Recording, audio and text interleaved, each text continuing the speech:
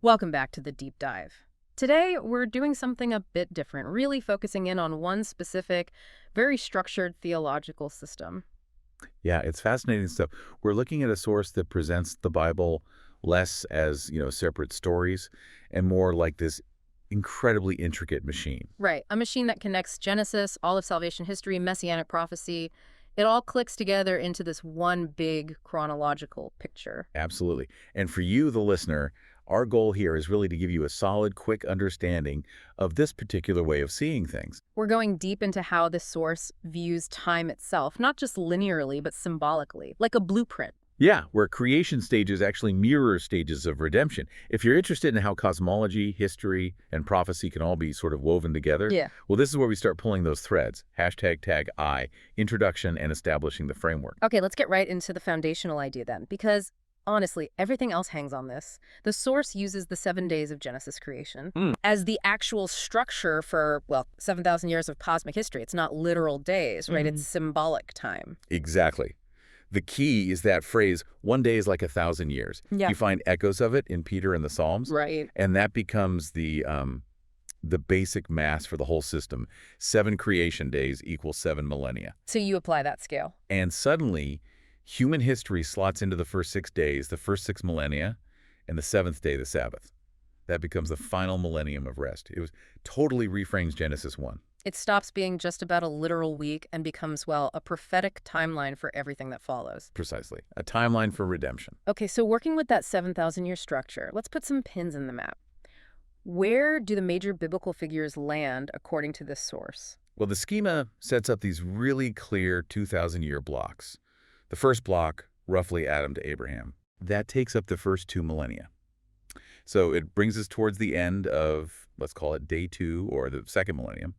That's early human history, the population growing, and crucially, the first big purification event we'll talk about. And after Abraham, what's the next block? The next 2,000 years run from Abraham, the covenant father, right up to the arrival of Christ. So Christ arrives when exactly on this scale? Around the 4,000-year mark, which puts his arrival near the end of the 4th creation day, the 4th millennium. Okay, that's really specific. And it's pivotal because it aligns with standard biblical chronology too, right?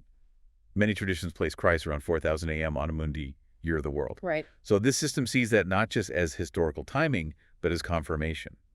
Christ arrived right on schedule, cosmologically speaking, at the divinely appointed moment built into the creation structure itself. That's the real shift here, isn't it? It's not just history, it's cosmology.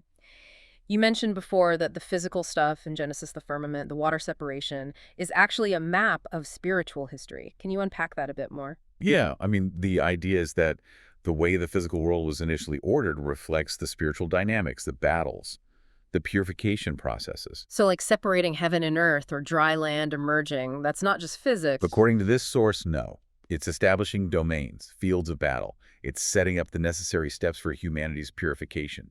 The creation story literally provides the structure for salvation history. It's the stage on which it all plays out. Okay, that structural idea brings us straight to Jesus's mission.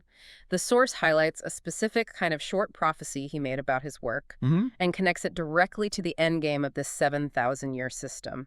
We're looking at Luke 13, right? Verses 32 and 33. That passage is absolutely vital here. Jesus says, I must go on my way today and tomorrow, and the day after tomorrow I will reach my goal. Or be perfected, depending on the translation. Today, tomorrow, and the day after tomorrow. And the source interprets these 3 days not as, literal 24-hour days, But as millennia. as the final 3 millennia of world history, the 4th, 5th, and 6th days of that Genesis creation week. This 3-day sequence marks the final, concentrated push for redemption. Wow. Okay, so that maps the end times directly onto his words there. If he arrives at the end of day 4, the 4th millennium, how does his mission unfold across those 3 symbolic days? Well, since his arrival starts this final sequence, today becomes the 4th day or millennium. That's his earthly ministry and the age immediately following. Okay, that's today. Tomorrow maps onto the 5th day, the 5th millennium, the age after his ascension, characterized by, ongoing development, but also conflict. And the 3rd day? The day after tomorrow is the 6th day, the 6th millennium. And this is pinpointed as the time the work gets finished, when Christ's purpose is fulfilled. He says he will be perfected, or finished, completed on this 3rd symbolic day. So, his appearance on Earth kicks off the countdown for the last 3,000 years. And it guarantees that salvation work culminates precisely on day 6, which, back in Genesis, was when humanity was created and meant to be perfected. It all lines up. Exactly. But that brings us back to day 4 again. Why is it so important that Christ, the true spiritual Son, shows up right at that 4,000-year mark? We have to go back to Genesis 1, verses 14 to 19. What happened on the literal fourth day of creation? God made the lights, sun, moon, stars. Right. To govern day and night for signs, seasons, years, the source sees Christ as the ultimate fulfillment of the sun, the true light. So his arrival on the 4th day millennium is the spiritual version of the physical sun being created. That's exactly the parallel drawn, to illuminate the spiritual darkness that, according to this view, had built up over 4,000 years. Like Matthew says, the people sitting in darkness saw a great light. Precisely. The source views the first 3 millennia as being sort of ruled by night. Spiritual ignorance, the adversary holding sway. Christ comes as that great light near the end of day 4 to shine on the earth. It's not random timing? Not at all. It's presented as a necessary cosmological fulfillment, establishing the true light exactly when the physical lights were established back on day 4 of creation week. Does the source say anything about the moon and stars created then? Or is it all about Christ as the sun? Oh, that's a really interesting layer. Right. Christ is definitely the primary light, the sun. But yeah, the source does suggest the moon and stars have meaning too. Like what? The moon, reflecting the sun's light, often symbolizes the church, or witnesses who reflect Christ's light during the world's night. Okay. And the stars could symbolize saints, messengers, angels maybe. Specific righteous figures providing guidance in that spiritual darkness before, the full light of day 7 arrives. So day 4 sets up the whole spiritual navigation system for the final 3,000 years, with Christ as the main beacon. That's the idea. It really deepens that cosmological connection, doesn't it? Okay, so day 4 establishes light and the mission timeline. But way back on day 2, thousands of years earlier, the source says creation set up the very element that would test humanity: water. Let's look at the symbolism there. Genesis 1, verses 6 to 8. Creating the firmament, separating waters above and below. Right. And that division of waters, the source argues, is the first big act of separation, defining boundaries between chaos and order, essentially. And that connects directly to the flood. Immediately. It's linked to the Great Flood, which is seen as the major catastrophic event of the second millennium. The source actually calculates the flood happening around Adam's 1656th year. Placing it squarely within that day 2 time frame. Exactly. Smack bang in the second millennium. So what does the flood itself, this water pouring down, what does it symbolize in this grand salvation scheme? Well, it's presented as the ultimate purification passage for that early era. The water is described as, like, death water, a judgment submerging a corrupt world. But there's salvation within it. Yes, the ark. Carrying Noah and his family seen as a remnant of God's image.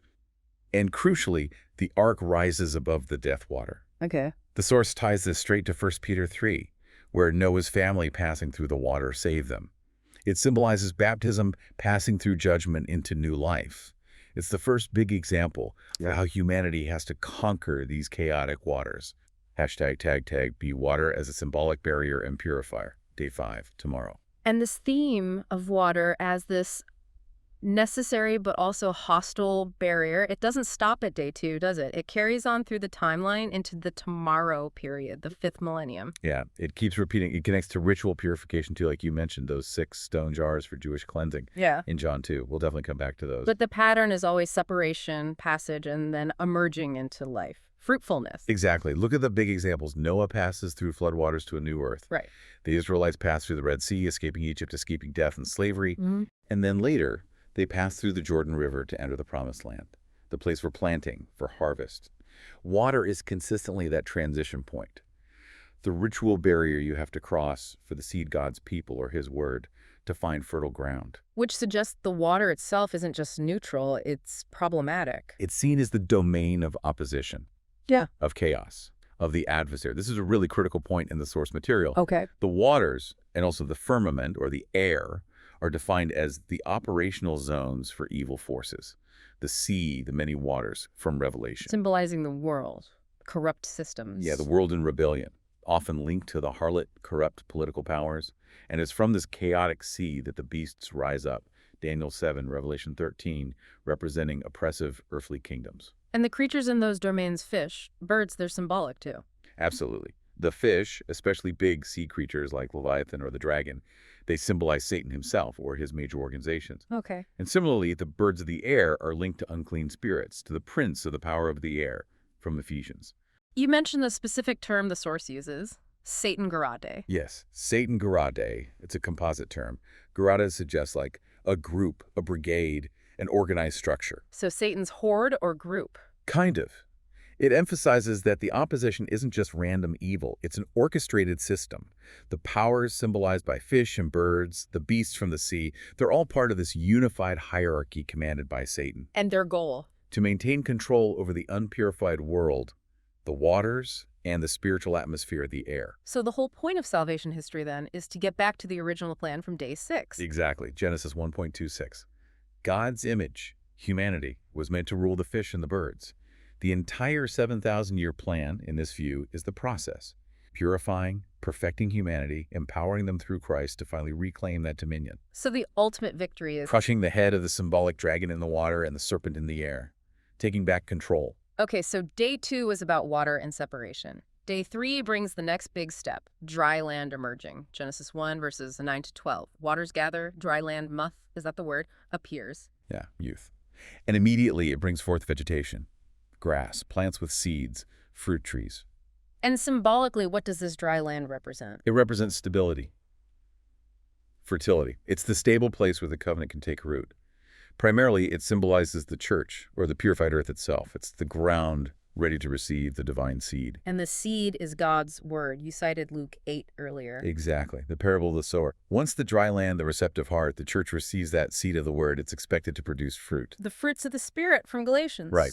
So the move from chaotic waters to stable dry land mirrors the shift from a world under oppression to a prepared environment where God's image can actually be nurtured, planted, and eventually mature. Yeah.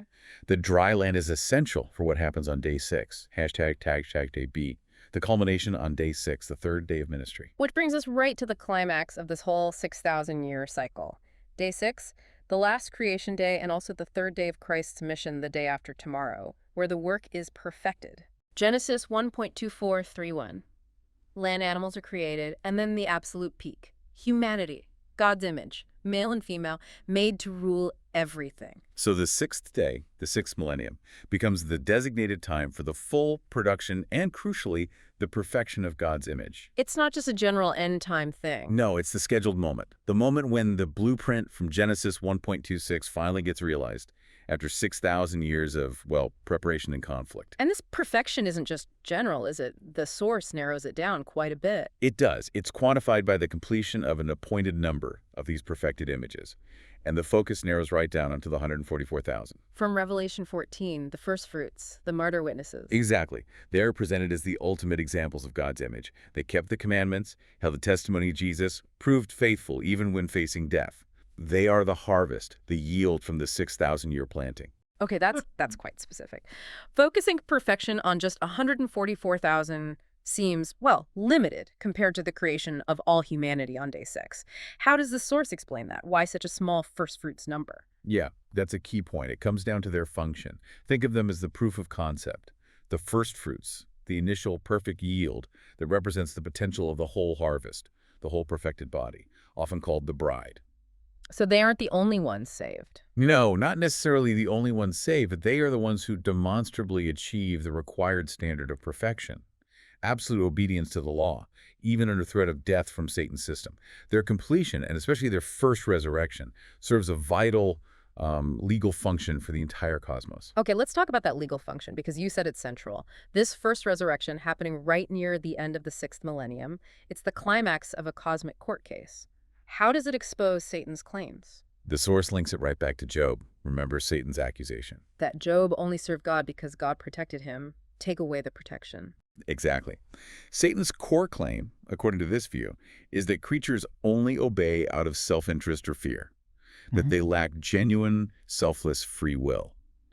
For 6,000 years, humanity's will was seen as corrupted, subjugated, making perfect obedience seem impossible. Right. But the culmination on day 6 with these martyrs achieves 3 things that just shatter that argument. First, they validate the law.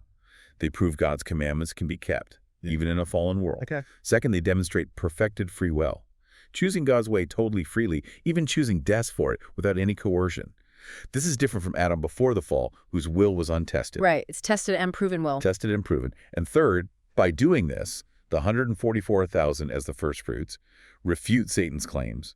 They become the undeniable evidence, the legal precedent establishing the law as the true standard for the final judgment. Wow. So the 6,000 years aren't just waiting around. They're the necessary furnace, the time needed to forge a creature whose free will is tested, proven, perfected through resisting the ultimate opposition, making the law's truth undeniable. And the resurrection is like the certificate saying, job done, standard met. That's a good way to put it. The certificate of completion. Hashtag C. The wedding feast and the best wine. And to really hammer home that this day 6 completion is the absolute peak, the source brings in another event that happened on the third day, symbolically. The wedding at Cana. Yeah. John chapter 2. Exactly. This connects the 6th-day millennium, the third day of Christ's mission, directly to that miracle of transformation. The famous water into wine miracle. Let's map the symbols here.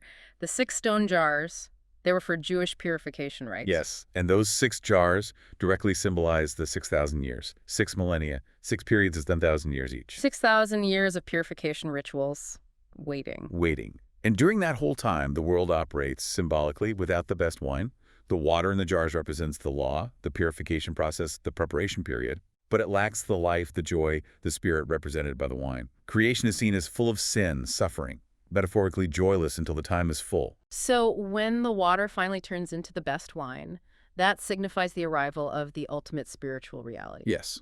Wine here symbolizes Christ's blood, and very importantly, the Holy Spirit. The source is specific. The best wine appears near the end of the 6th millennium. Okay. This transformation signifies the arrival of the late reign of the Holy Spirit. And that late rain is absolutely necessary to finalize the preparation of the bride. The final spiritual boost happens only when the 6,000 years are almost up. That's the idea. And the bride is the new Jerusalem, the perfected martyr witnesses. How does this best wine specifically complete her preparation for the marriage? Well, the bride, the 144,000, the symbolic New Jerusalem has to be perfect, without spot or wrinkle, perfected in obedience and fully empowered by the Spirit. This late rain, the spiritual power symbolized by the best wine, is what enables those final witnesses to reach that state, to withstand the final tests. Once this collective body is fully prepared and that condition is met by the first resurrection, But then the wedding can happen. then the marriage of the Lamb can finally begin. It signals the end of the 6,000-year wait and the start of day 7. The best is saved for last, proving the whole waiting period had a purpose. Okay, so the whole system is driving towards this transition point. Day 6 ends with the perfected image emerging. The first resurrection happens. Yeah. What's the immediate result of that victory? Immediate dominion. It's the fulfillment of Genesis 1.26, finally realized. The source pictures the resurrected martyrs instantly establishing their rule How? by treading on the symbolic domains of the enemy, ruling the fish, the birds, the beasts. That means totally subjugating Satan's organizational structure, that Satan Garade. Right. By proving the law true and achieving perfection, these saints make the adversaries Christ's spiritual footstool, like Hebrews says. The reign of God's perfected human image starts the second their preparation is complete. So creating the image back in Genesis 1 wasn't just history, it was prophecy. It promised a ruler who would eventually emerge victorious after the long trial. That's exactly how this framework presents it. #wit. Then the curtain falls on day 6, and day 7 begins. The Sabbath, the rest, the promised 1,000-year reign from Revelation 20. This is the period where the perfection achieved on day 6 gets, applied globally, enjoyed? Administered and enjoyed, yeah. And the final events, the marriage feast, Christ's return, they happen right at that transition point, not like one after the other. They seem to be presented as intrinsically linked, simultaneous with the start of the rest. The Lamb's marriage feast can't start until the bride is ready, end of day 6. Okay. The moment she is ready, the true groom arrives. And at the same time, the king returns in Glory Revelation 19 to execute judgment on those who rejected the law. So the 7th millennium is both celebration and judgment. A unified period, celebratory ruling by the perfected saints, and decisive judgment establishing universal peace, all based on that now validated law. The 1,000-year reign isn't just political. It's the enforcement phase of the cosmic legal system, that the 144,000 proved true. Before we wrap this complex picture, the source uses one more really powerful analogy to underscore this idea of the 6,000 years being a time of suffering and false rule. Ah, yes, the Samaritan woman at the well, John chapter 4. Right. She'd had 5 husbands, and the one she was with then wasn't her husband. It's a striking parallel. Hmm. The source interprets those 6 men, 5 past, 1 present, but illegitimate, as symbolizing the 6,000 years of human history. The 6 millennia. 6 millennia where Satan, identified here as the violent bridegroom, oppressed and trampled humanity, Adam's descendants. Each failed union represents 1,000 years of spiritual subjugation under a false, violent ruler. So humanity was stuck in a bad marriage contract for 6,000 years, going through purification rituals, the water, but never reaching true joy or marriage. That's precisely the image. For 6,000 years, the real marriage, the marriage of the Lamb, was impossible. The perfection wasn't there. The true groom hadn't fully claimed his bride. Until she meets Christ at the well. Exactly. This woman, representing afflicted humanity, meets the true groom, Christ, right as the 6th cycle is ending. At the well, the source of living water, truth. It signifies that after 6,000 years of false rule are nearly done, the chance for real purification and preparation for the true marriage is finally here. So the 6 jars at Cana and the 6 husbands of the Samaritan woman, they're like parallel clocks, both pointing to this long necessary period of preparation and suffering that has to finish before the true groom arrives, the final purification happens, and the best wine flows into the true marriage on day 7. Yeah. The number 6 consistently represents that human struggle, that incompleteness, before the divine completion symbolized by 7. It ties the whole narrative together incredibly tightly. Hashtag had a provocative thought. Outro. It really is a remarkable schema when you lay it all out. It doesn't just see history as random events. It's like a 7-act play. Creation, cosmology, human history, the end times. Everything perfectly aligned. And all focused on this single overarching goal. Testing and perfecting the human being.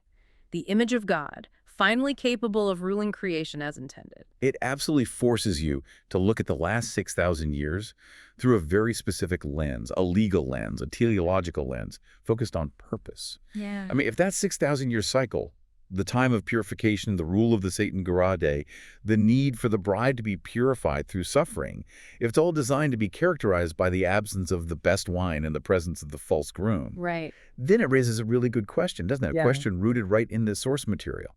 What does this framework imply about why suffering is even necessary? It implies those 6,000 years weren't a mistake, not just random tragic history, but maybe profoundly required. A kind of cosmic crucible. Exactly. Was it the necessary duration?